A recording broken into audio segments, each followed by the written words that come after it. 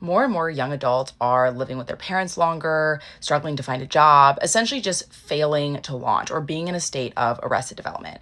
And instead of hand wringing about it, I want to kind of dive into why I think that this is happening, how it's going to shape our broader economy, and what we can potentially do to solve it.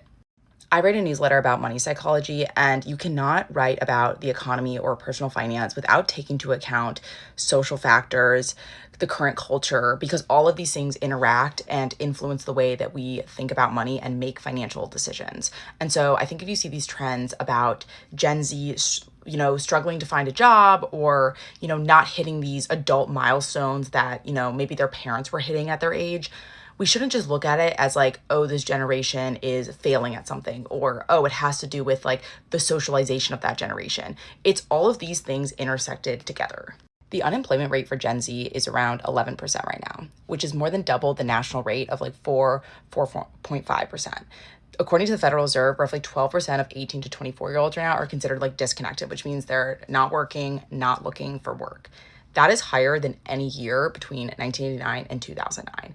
And I think people sometimes blame, like I said before, these social issues, or sometimes people are blaming AI for taking these entry-level jobs, or they're pointing to a frozen job market where, you can't break through. And I think those things are also true, but I do think a lot of the way that Gen Z makes financial decisions is very much shaped by the current economy that they're in. They are in a vastly different economy than millennials when they were coming of age, or boomers when they were coming by age. And, I don't know if you've seen, but there's headline after headline of, job seekers applying to thousands of jobs, not hearing back at all. If the job market feels like humiliation ritual.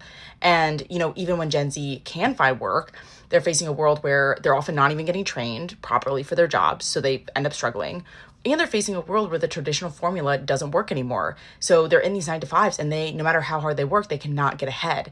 And so the whole contract of like, you'll work hard, you'll build wealth, feels hollow to them. They feel like it's not true. They'll never be able to reach these milestones like buying a home, retiring, etc. So a lot of Gen Z is wondering, well, if this contract is broken, what's the point of even trying? And I think that's why we're seeing a lot of nihilism in that generation. And as I said before, so much of this is a mix of economic, cultural, and psychological forces. When capitalism feels broken and working hard does not guarantee stability, a lot of people are going to choose nihilism over participation. And if you're interested in reading more about how Gen Z thinks about money and the broader economy, you should subscribe to my newsletter. The link is in my bio.